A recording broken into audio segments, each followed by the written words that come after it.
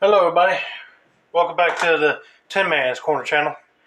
I'm your host, Jeffrey Tin Man Taylor, and today I'll be reacting to 4 horrific true church horror stories.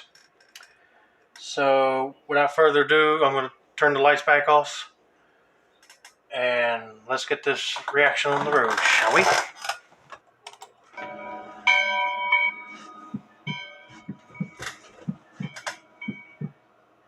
When I was in high school, I had a couple of close friends, Jason and Brian.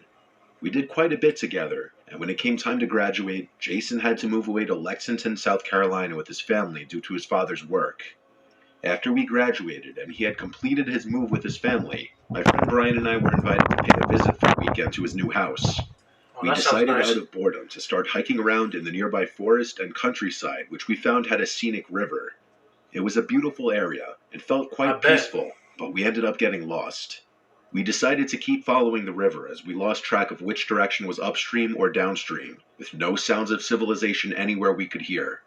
We quickly became concerned about finding a telephone to call Jason's mom or dad to get us from wherever we were, even though there was no paved road or street that we could find nearby.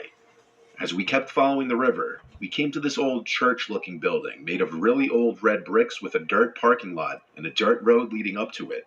It was very encroached with growth and bushes. We decided to go inside and see if there were people, and maybe ask to use their telephone and get the address for this location. We noticed there were a few old cars which looked to be 70s or 80s, possibly Novas, 4 of them. Very dirty and rusted in this dirt. Okay, you said the place looked very old and had overgrown bushes and everything, and you still want to go up there and use a phone? There's probably ain't nobody there. It's an abandoned church. And plus, cars sitting there. Whoever owns the property is probably using it for a junkyard. But anyway, let's continue on. Dirt parking lot with flat or missing tires. They were all white colored, or used to be, and parked in a row side by side. As we got closer, we heard gospel music sounds and some singing inside the church. Okay, We that's were out of relieved the that there were ordinary. people. So we went into the church, which appeared to be rather old and dilapidated. We peeked past the main doors to the hall and saw what I estimated was a couple dozen people dressed as nicely as they could, though they clearly were poor. When we went inside, the old white-haired woman wearing horn-rimmed glasses who was playing the church piano stopped playing, and she looked at us with no expression on her face. What happened next really stuck with me, This and is I a will cult never church? forget it as long as I live. Everyone in that church stopped singing and put down their song sheets, and they all slowly turned their heads and looked at us. Oh, they with must the be most possessed vacant people. and unwelcoming glares. Jason said we're sorry to interrupt. We just want to use your phone to call my folks to come get us. Nobody spoke. It was dead silent in that church other than the wooden pews creaking from the weight of the people in them. So we just slowly backed out of the door and let it close behind us, and looked at each other in ominous fear and quietly left. We started walking up that dirt road, and when Brian mentioned that there were no crosses or anything Christian in there, we looked back up the road to see that maybe a dozen of those people, all men, had walked out in the front of the church and were standing there watching us intently as we walked along the road. This freaked us out, and we began to sprint up that dirt road for what felt like a good half hour. We finally came to a very old, broken-down gas station that looked like one of those old full-service stations.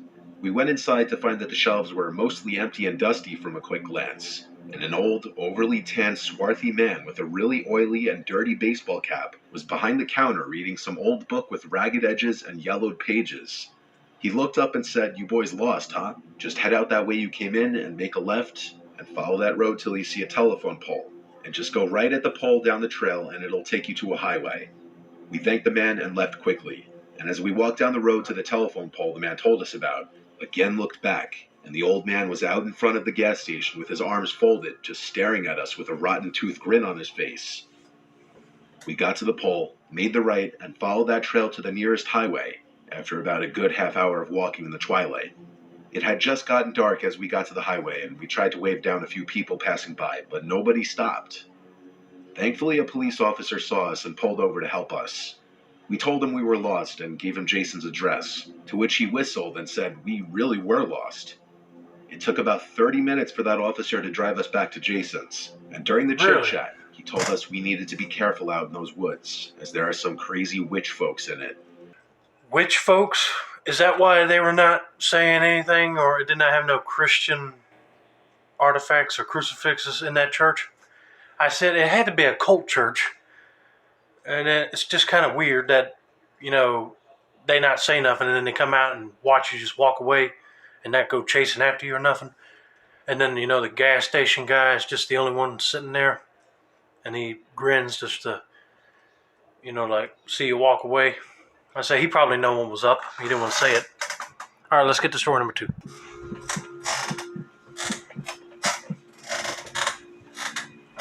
A long time ago, I'm talking like 8 years ago, 2 friends and I, James and Sean, did something really stupid. Oh boy, But what'd at you the do? time, doing stupid things was what we did to pass the time.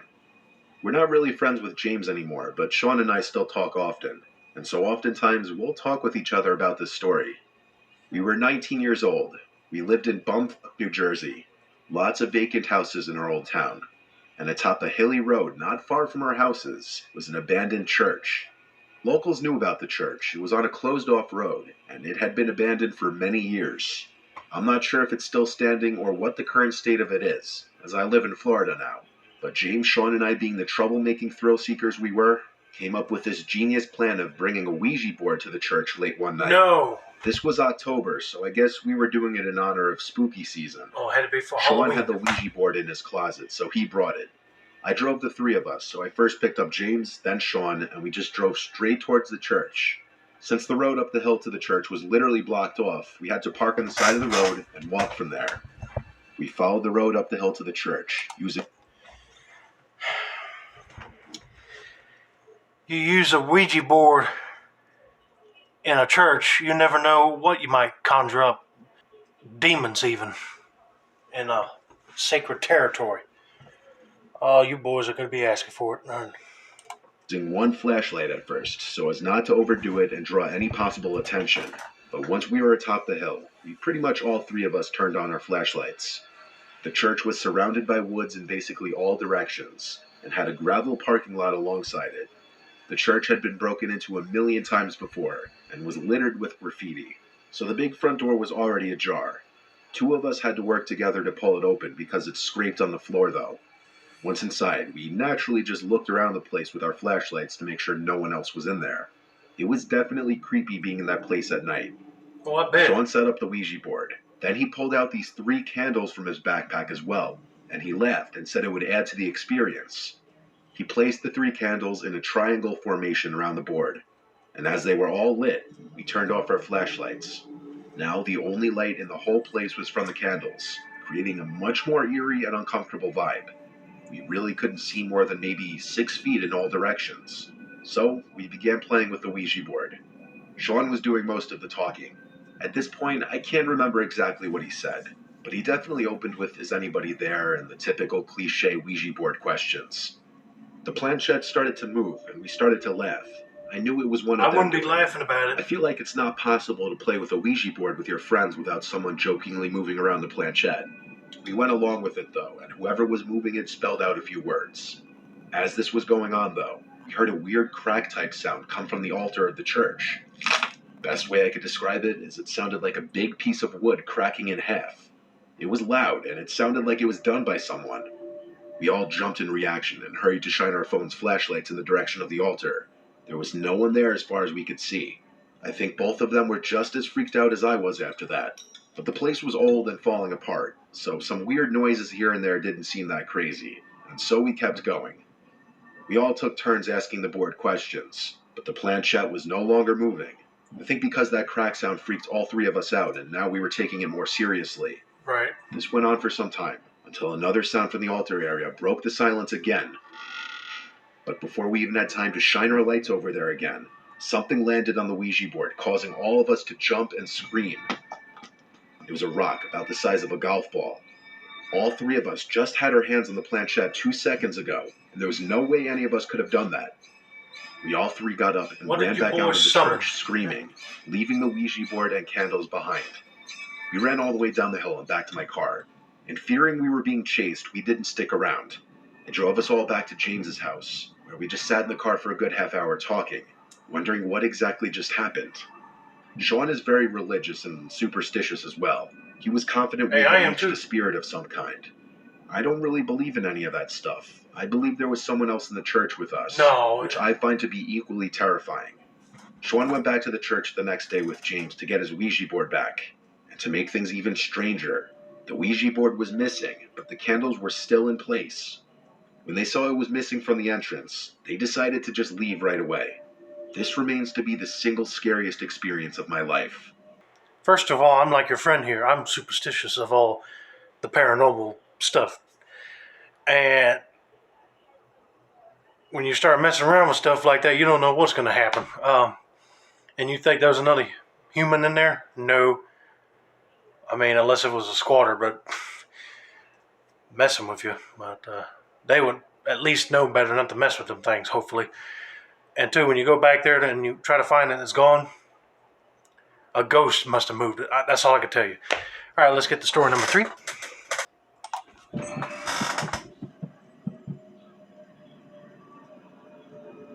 This happened in Warren County, Georgia, a very rural inland part of the state. I was with my girlfriend Marissa, and we were driving around checking out the area, seeing if it was somewhere we'd like to live. It was very quiet and spacious, which is what we wanted. We're both Roman Catholic. She likes to go to church a little more than I do, though. It was a weekday in the middle of the day, and not much traffic at all. We checked out a bunch of things in the area that would be important to see before deciding on moving to an area. Since Marissa has been an equestrian for most of her life, a big point of us moving to a rural area was for her to have a barn for her horses.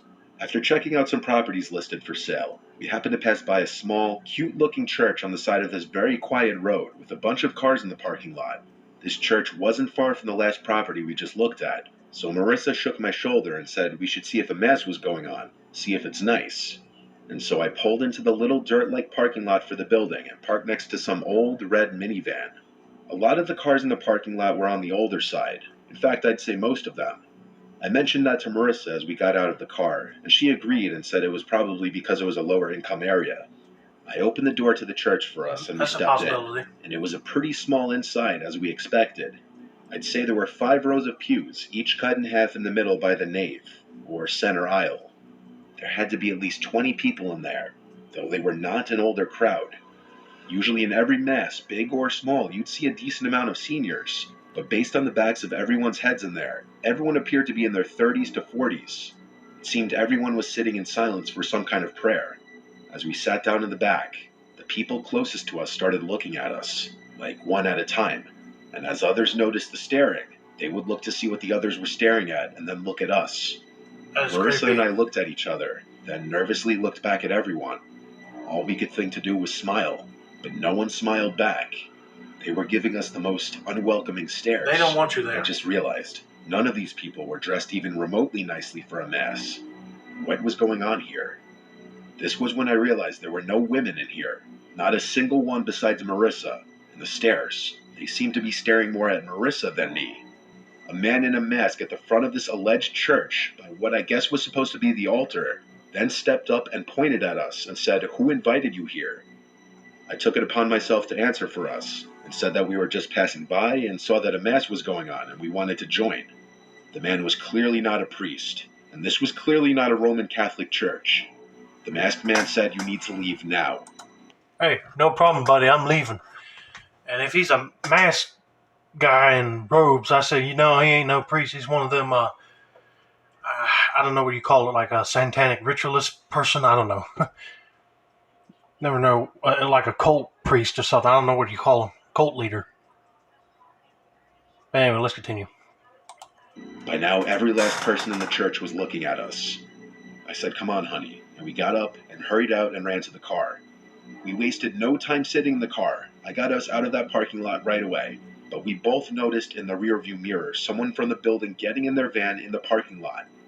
I felt like there was no way they were going to follow us until we saw that gray van catching up to us in the mirror. I had Marissa GPS the Warren County Sheriff's Office, and we drove straight there. The van was behind us the whole time, not on our ass, but close enough that it was obvious. The second we pulled into the public safety parking lot, the van kept driving down the road. When it was gone, we simply drove straight home and never looked at Warren County again. We clearly ended up in some kind of cult meeting, but I don't get why they had someone follow us, nor why they were having their meeting in broad daylight, or why they didn't at least lock the door. Yeah, that kind of dumbfounds me because if it's a cult, they would like to do it at night or something without nobody, knowing what they're doing. And two, they're following that couple because probably they figure where they're from or they want to make sure they don't tell anybody what they're doing. But hey, you shouldn't have been doing it in broad daylight. They were just looking at the church.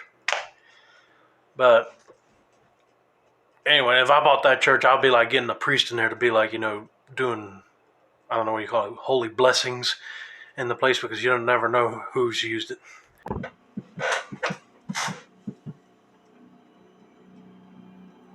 When I was a Cub Scout, we would always have our meetings somewhere in a Catholic elementary school, whether it was in the school gym or in one of the adjacent rooms. I was like 8 years old when this happened, and it was disturbing. But before I get into why I'm telling you that, let me start from the beginning. It started a few days earlier when I was at Mass with my mom and my brother like we'd go to every other week. We usually would be late, so we'd either sit in the back or stand by the doors if there were no seats. Today, we sat all the way in the back corner. My mom and then brother entered the pew first. I sat on the end. At some point during the Mass, I noticed an older man with glasses and a white mustache who was standing against the wall to the left of me looking at me. As I glanced over, he smiled, and I still remember vividly the stupid, creepy face that he made as he was trying to be funny. But I was 8, I wasn't a toddler. It felt weird and uncomfortable. I did my best to look away, but I could see him keep looking over to me every few seconds. I looked back at him, and once again he made another weird face that I assumed he was making to try and be funny. It just came off as weird again. My mom noticed it this time and What's this tapped guy's me on the problem? shoulder and whispered to ignore him. I believe she gave him a dirty look as well. The next time I looked in that direction, the man wasn't there anymore. He had walked somewhere else. The next thing I remember from that Mass was going up for communion, and then as I got back to my seat, the man was back in that spot again, and he was staring at me, just smiling the whole time until I got back to my seat. My mom noticed it again, and since we got the communion, we just left. My mom said on the way out she didn't like the way that guy was looking at us, specifically me. Now fast forward to I when don't blame you. scouts come into play. Towards the end of our meetings, we'd sometimes have little fun contests or games, and this day in question we were having a scavenger hunt. The items we were supposed to be finding all tied into the theme of scouting. I remember some of the objects on the list being a first aid kit, a rope, a flashlight, things of that nature. We were split into 2 teams, and we all had a copy of the list, and the team to find the most items would win. So we all split up. The play area ranged from the gym to the cafeteria to some of the adjacent rooms. I was running around rooms and tiny hallways I'd never even seen before, looking for any of the items I could find on the list. I wasn't having much luck.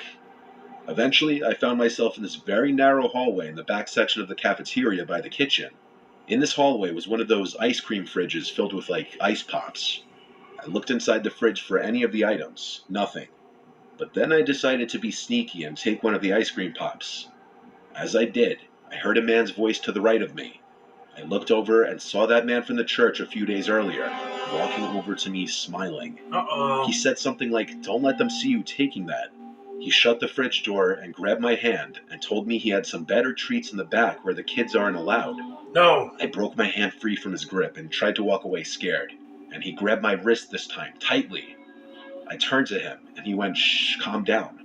I yelled help, and he let go of me and said, "Stop Is it." he a I kidnapper? ran back to the gym and told the Cub Master what happened. Thankfully, my Cub Master was an actually nice, caring man, probably because he was a father himself, and he told my mom about it. I told my mom it was that same man from the church, and my Cub Master would help my mom in reporting that man to the church. It turned out that that man worked for the church. I'm not sure what exactly he did, but he lived on the church grounds, which explained why he was there. What makes me sick, though, is that allegations came out against that man from an altar boy's parents, claiming he touched him inappropriately. Oh, The no. disgusting thing is, I can imagine what he was planning on attempting to do if I actually followed him to wherever he was trying to take me. Yeah, he's a I don't know if that pedophile. man went to prison or what, but I know the church cut ties with him after this. Good. I don't know why in the world the church even allowed him to work there. or they didn't know at the time. But the allegations started coming up. I'm glad they got rid of him, but I hope they did arrest him. But it ain't no sense having a pedophile in like a place of communion and worship. That ain't right. So hope you guys enjoyed this video. Don't forget to like, subscribe, turn on post notifications for more Mr. Nightmare content like this.